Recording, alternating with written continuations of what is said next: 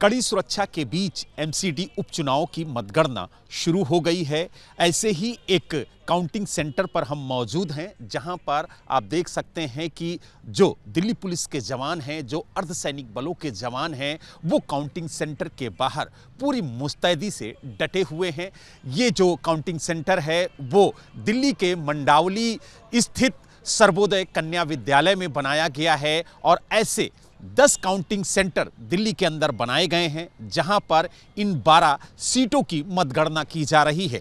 आपको बता दें कि इन 12 सीटों पर उपचुनाव हुआ है, जिसमें कांग्रेस, आम आदमी पार्टी और बीजेपी ने अपने उम्मीदवार उतारे हैं। कई निर्दलीय उम्मीदवारों ने भी अपनी किस्मत आजमाई है। कुल 51 उम्मीदवार चुनाव मैदान में थे, जिनकी किस्मत का फैसला लगभग 7 लाख मतदाताओं को करना था। हालांकि अगर हम वोटिंग परसेंटेज की बात करें तो लगभग 36% मतदान हुआ था और माना जा रहा है कि लगभग 10 से 11 बजे के आसपास जो जीत है वो स्पष्ट हो जाएगी कि किस दल को कितनी सीटें मिली हैं। अगर हम 2022 की बात करें तो 2022 एमसीडी चुनाव में इन 12 सीटों में से 3 सीटों पर आम आदमी पार्टी ने जीत दर्ज की थी, तो 9 सीटों पर भारतीय जनता पार्टी ने। हालांकि इसमें से जो शालीमार बाग बी सीट है वो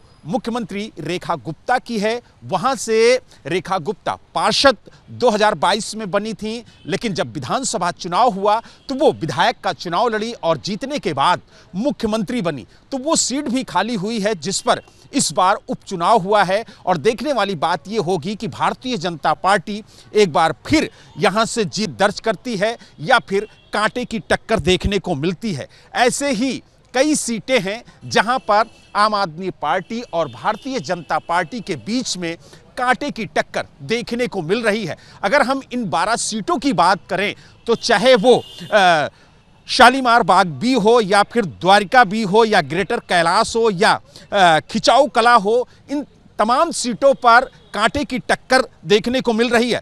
अगर हम 2022 के नतीजों की बात करें तो चांदनी महल, चांदनी चौक और दक्षिणपुरी, ये 3 सीटें हैं जिस पर आम आदमी पार्टी ने जीत दर्ज की थी। और जिन 9 सीटों पर भारतीय जनता पार्टी ने जीत दर्ज की थी, उसमें Shalimar Bagh B, Dwarka B, greater Kailash, Khinchau Kala, Narayana, संगम विहार ए, विनोद नगर, अशोक विहार और मुंडका था।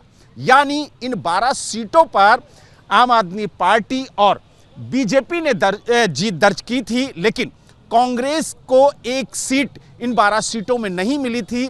इसलिए कांग्रेस के लिए भी करो या मरो की स्थिति है और वो कोशिश करी कि इस बार इन सीटों में से सेंध लगाई जाए और कम से कम 1 या 2 सीटों पर जीत दर्ज की जाए।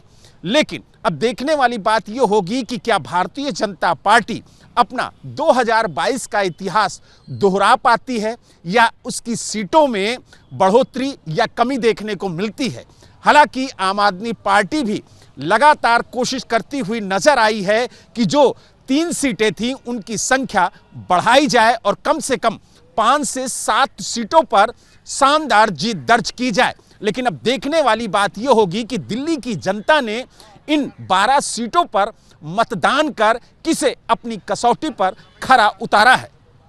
दिल्ली से वीडियो जर्नलिस्ट सुनील पांडे के साथ बलराम पांडे, एबीपी न्यूज।